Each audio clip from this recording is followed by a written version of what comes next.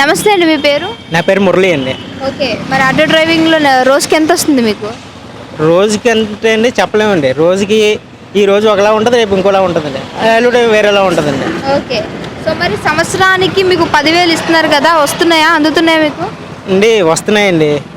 నిత్యావసర సరుకులు పెరిగిపోయండి. రోడ్లు చూస్తే రోడ్లు ఎక్కడ బాగోట్లేదండి. ఆయిల్ కొన్నామంటే ఆయిల్ బాగా విపరీతంగా పెరిగిపోయిందండి.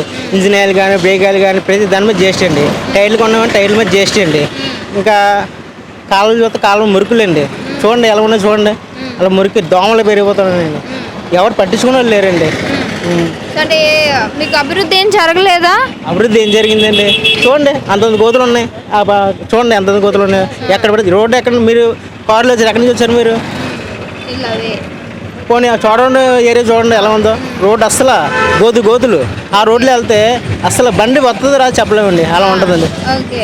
అంటే సంక్షేమ పథకాలు అందరూ అందుకుంటున్నారు కదా, అది మన మీదే కదండి, మనందరి మీద కదా వేసేది. సంక్షేమ పథకాలు అంటే ఇప్పుడు నూనె ఎంత ఉండేది, బియ్యం రేటు అప్పుడు 800కి 900 1000 రూపాయలు వచ్చేది. ఇప్పుడు ఎంతండి? 1800 1900 అయితే బియ్యం బస్తా రావట్లేదు. ఓకే. సో వీటన్నిటికీ కారణము ఈ సంక్షేమ పథకాలు ఇచ్చేయడం వల్లే అంటారా? అవునండి, మన మీద అయితే ఇస్తున్నారు. ఎక్కడి నుంచి వస్తుంది ఆదాయం? ఇప్పుడు అభివృద్ధి అనేది లేదు. ఇప్పుడు పెట్టుబడులు వచ్చాయనుకోండి తీయచ్చు, వచ్చిన పెట్టుబడులు వెనక్కి వెళ్ళిపోతున్నాయి, ఇంకెలా వస్తాయండి? చంద్రబాబు గారు కూడా ఇప్పుడు అవే సంక్షేమ పథకాలు వాటికి మించి ఇస్తా అంటున్నారు కదా. వాటికి మించి ఇస్తామంటే ఒకసారి కియా కంపెనీ చూడండి, ఎన్ని లక్షల ఉద్యోగాలు. ఇప్పుడు ఏ కంపెనీ వచ్చింది చెప్పండి? ఒక ఆంధ్రప్రదేశ్ కియా కంపెనీ వచ్చింది చెప్పండి. నర్సీపట్నం అభివృద్ధి ఏమి జరిగిందండి? రోడ్డు అన్నారు, రోడ్డు అయ్యిందా? ఎక్కడ మొక్కలు అక్కడ పొడిసి ఉన్నాయి. రాత్రి చెప్తాను నమ్మండి, ఏంటంటే రాత్రి 10 అయితే భయం అండి. అభి సెంటర్ నుంచి పాలగడ సెంటర్కి లైట్లు లేవు. ఒకప్పుడు లైటింగ్ ఎలా ఉంటుందంటే, ఒకసారి నేను చెప్పడం కాదు, మీరు రండి ఒకసారి 10 గంటల టైంకి ఒకసారి రండి, చూడండి ఎలా ఉంటుందో రోడ్డు. 10 దాటితే ఒక ఆడపిల్ల బయట రావడం, మగవాళ్ళు మేమే భయపడతాం, అలాంటి ఆడపిల్ల ఏమొస్తుంది బయటికి చెప్పండి ఒకసారి. ఓకే. సో అయితే మరి ఈసారి మీ ఓటు అయ్యన పాత్రుడిగా లేకపోతే వైసీపీ నుంచి బూడిముత్యాల నాయుడు గారికా? సారీ, ఈసారి మీ ఓటు టీడీపీ నుంచి పోటీ చేయబోతున్న అయ్యన పాత్రుడిగా లేదా వైసీపీ నుంచి పోటీ చేయబోతున్న గణేష్ గారికా? ఈసారి అయ్యన్న పాత్రుడి గారికి ఓటేస్తానండి. పక్క మెజార్టీ కూడా బాగా వస్తుందండి. అంటే చాలామంది అటు నుంచి ఇట్లో వచ్చేవాళ్ళే కానీ, అదే వైసీపీ నుంచి టీడీపీలోకి వచ్చేవాళ్ళే కానీ వైసీపీ నుంచి టీడీపీకి వెళ్ళేవాళ్ళు లేరండి. సో మరి ఎంపీగా పోటీ చేయబోతున్నటువంటి కూటమి నుంచి సీఎం రమేష్ గారు ఉన్నారు, అండ్ అలానే వైసీపీ నుంచి బూడిముత్యాలు ఉన్నాయి. ఈసారి అవకాశం ఎవరికి ఇవ్వాలనుకుంటున్నారు? సీఎం రమేష్ అండి. సీఎం రమేష్ పక్క. సో మరి ఆయనకి ఎందుకు ఇవ్వాలనుకుంటున్నారు? అభివృద్ధి అండి. ఏంటంటే ఎక్కడి నుంచో వచ్చాడు, కడప ఏరియా నుంచి ఇక్కడికి వచ్చారు అంటే అభివృద్ధి జరుగుద్ది, సాగుద్ది. అతని ఆదాయం ఎంత తెలుసండి? రోజుకి వచ్చి కోట్ల మీద వస్తుందండి. అలాంటి మనిషి ఇక్కడికి వచ్చాడంటే ఎందుకు వచ్చాడు? వాళ్ళకి ఇంట్లో కూర్చొని గడిచిపోద్ది. ఇక్కడికి ఎందుకు వచ్చాడు? నర్సీపట్నం అంటే అనకాపల్లి జిల్లా అభివృద్ధి లేదు, అభివృద్ధి చేద్దాం అన్న ఇదిలో వచ్చారు. చేస్తారు, పక్క చేస్తారు, ఆ నమ్మకం నాకు ఉందండి. పక్క ఇక్కడైతే అయ్యన్న పాత్రుడు గారు, అక్కడైతే సీఎం రమేష్, పక్క పైన అయితే చంద్రబాబు గారు, మోడీ, జై జనసేన వస్తుందండి పక్క. నమస్తే బాబాయ్ గారు, ఏం చేస్తుంటారు? నా పేరు బాలరాజ్ అండి. నేను ఆటో తోలుతుంటాను. మరి మీకు సంవత్సరానికి 10,000 అందుతున్నాయా? 10,000 వస్తున్నాయండి. వస్తున్నాయి. సో మరి ఈసారి ఓటు ఎవరికి వేయాలనుకుంటున్నారు? టీడీపీ నుంచి పోటీ చేయబోతున్న అయ్యన్న పాత్రుడికా లేదా వైసీపీ నుంచి పోటీ చేయబోతున్న గణేష్ గారికా? టీడీపీ నుంచి పోటీ చేసిన అయ్యన్న గారు పోటీ చేయాలనుకుంటున్నాను. అయ్యన్న పాత్రుడికి ఎందుకు ఆయనకి వేయాలనుకుంటున్నారు? ఎందుకంటే ఇక్కడ సంవత్సరానికి 10,000 వేస్తున్నారనే విషయం పక్కన పెట్టండి, రోడ్లు పోలేదండి. ఇప్పుడు ఒక సామాన్య మానవుడు ఆటో తోలుకున్నవాడు ప్రతి ఒక్కరు పిల్లలు పోషించుకోవాలంటే పుడకడమే కష్టంగా అన్నట్టుగా ఉంది. 10,000 వేస్తున్నారు కానీ ఆ 10,000 డీజిల్ రూపంలో దీని ట్యాక్స్లు ఎక్కువైపోయి బియ్యం అని అయ్యని ఇవని పప్పులని రేట్లు పెరిగిపోయి దానికి అది సాలన్నట్టుగా ఉందండి. అంటే అక్కడికక్కడికి ఖర్చు అయిపోతున్నాయి అంటారా 10,000? అవునండి. అంటే మరి ఈ సంక్షేమ పథకం ఇచ్చి వేస్ట్ అంటారా? ఈ సంక్షేమ పథకం ఇచ్చేదంటే ఈ సంక్షేమ పథకాలు ఎలా నేరుగా క్యాష్ ఇచ్చకంటే ఇన్సూరెన్స్ రూపంలో ఇన్సూరెన్స్ కట్టుకోమని చెప్పి ఇన్సూరెన్స్కి వాళ్ళ కంపెనీతో మాట్లాడి వాళ్ళు చేయడం బెటర్ అండి. ఓకే. సో అలా ఇస్తే బాగుంటుంది అంటారు. మరి చంద్రబాబు గారు కూడా పోటీ చేయబోతున్నారు, ఆయన కూడా సంక్షేమ పథకాలు అవన్నీ ఇస్తా అంటున్నారు. మరి ఆయన ఒకవేళ పదవిలో ఎక్కితే ఎలా ఉంటుంది అంటారు? మీరు టీడీపీ కోటేస్తా అంటున్నారు కదా. ఓకేనా? సరే, ఓకేనండి. సరే ఇంకొకటి ఎంపీగా పోటీ చేయబోతున్న మన సీఎం రమేష్ గారు ఉన్నారు కూటమి నుంచి, మరి బూడిముత్యాలనాయుడు వైసీపీ నుంచి, అక్కడైనా మీ ఓటు మారబోతుందా? అక్కడ మారుతుంది, అక్కడ అక్కడ సీఎం రమేష్కి వేస్తాం. సీఎం రమేష్ గారికి వేస్తారు అక్కడ. టీడీపీ నుంచి పోటీ చేయబోతున్న అయ్యన్న పాత్రుడు కోటేయాలనుకుంటున్నారా, లేదా వైసీపీ నుంచి పోటీ చేయబోతున్న గణేష్ గారికి వేయాలనుకుంటున్నారా? అయ్యన్న పాత్రుడు. ఎందుకని? అయ్యన్న చేస్తే అభివృద్ధి చేస్తాడని. అంటే మరి జగన్ పరిపాలనలో మీకు అభివృద్ధి ఏం జరగలేదా? ఏం జరగలేదు. ఏం జరగలేదు. సంక్షేమ పథకాలు కూడా ఎవరు తీసుకోలేదా? లేదండి. ఈ బాకర్లు తెలియస్తారండి, ఇందులో బాకర్లు మాకేం లేదండి. ఏం వికలాంగులు పెన్షన్ రానేది, ఏది రాని లేదు, ఏది వాళ్ళకి వాళ్ళే చేసుకుంటారండి. మాకు ఏం రాలేదు. ఏ పెన్షన్ అయినా ఏదైనా సరే సచివాలయంకి వెళ్ళకుండానే ఇంటికి వచ్చేస్తున్నారు కదా, అలా ఏమి జరగలేదు. వాళ్ళు సరిపెట్టుకుంటారు. వాళ్ళ పక్క వాళ్ళకి ఎలా వాళ్ళ పక్క వాళ్ళకి కలిసికొచ్చుకుంటారు, కానీ ఇలాగా ఈ కాలు వాళ్ళు కన్ను వాళ్ళు ఉన్నానంటే వాళ్ళకి ఇవ్వలేదు. వాళ్ళు రాయలేదు, వాళ్ళకి రాయలేదు. ఈ కాలు వాళ్ళు కన్ను వాళ్ళకి రాయలేదు. వాళ్ళనే రాసుకొని వాళ్ళే సరిపెట్టుకుంటారు. వైఎస్ఆర్ పార్టీలు ఉన్నారా, ఆ పార్టీ వాళ్ళు అలా సరిపెట్టుకుంటారు. మేము విన్నంత వరకు సచివాలయానికి వెళ్ళే పని లేకుండా ప్రతి ఒక్కరికి న్యాయం జరిగింది అంటున్నారు, మరి మీరేమంటారు? అది నేను సరలేదండి. ఆ సచివాలయం వాళ్ళు గ్రూప్ యాక్ట్ కానీ ఆదాలు ఒకటే కావచ్చు, ఆదాలు ఒకటి ఈ ఎంక్వైరీ చేసి అది చేయాలి, డాక్టర్ సర్టిఫికేట్ చేయాలి, అది చేయాలి ఎంత వాళ్ళు చేసుకుంటే ఏది లేదు. మరి కానీ అభివృద్ధి అయినా జరిగిందా? అభివృద్ధి జరగదండి. వాళ్ళకి అభివృద్ధి చేయడం వస్తే కదా, అలాగే అభివృద్ధి చేస్తారండి. ఒకరి మీద ఒకరికోళ్ళు పొడుచుకొని తినడం, ప్రజలకి అది జరిగింది ఇది చేద్దాం ఉద్దేశం లేదు. మరి బాబు గారు వస్తే మీరు అనుకున్న అభివృద్ధి జరిగింది అంటారా? జరుగుతుందండి, ముమ్మాటికి జరుగుతుంది. దేశం గురించి చేస్తాడండి. దేశం గురించి ఇప్పుడు వీళ్ళకి చేస్తాను డబ్బులు, వీళ్ళకి చేస్తాను డబ్బులు అంటారు జగన్ తప్ప, అలాగే దేశ అభివృద్ధి చేస్తాడు చంద్రబాబు వస్తే. సో మరి ఎంపీగా పోటీ చేయబోతున్న ఎవరో తెలుసా? కూటమి నుంచి సీఎం రమేష్ గారు, మరి వైసీపీ నుంచి బూడిముత్యాలనాయుడు గారు చేయబోతున్నారు. మరి ఇటు సైడ్ అయినా మీ ఓటు మారబోతుందా? మారుతుందండి. ఎటేస్తారు ఈసారి? సీఎం రమేష్ గారికి. మరి ఆయనకి ఎందుకు వేయాలనుకుంటున్నారు? మంచివాడు కాబట్టి, దాదాపు చూస్తాడు, అభివృద్ధి చేస్తాడని ఆశ.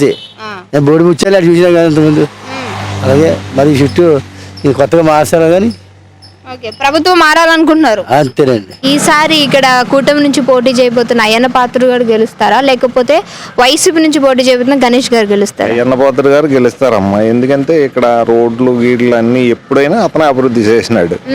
గెలిచిన ఇంతకుముందు ఇప్పుడు ప్రెజెంట్ గెలిచిన ఎమ్మెల్యే గారు ఇప్పుడు రావట్లేదు, ఇక్కడ ఏమీ చేయలేదు. అంతే.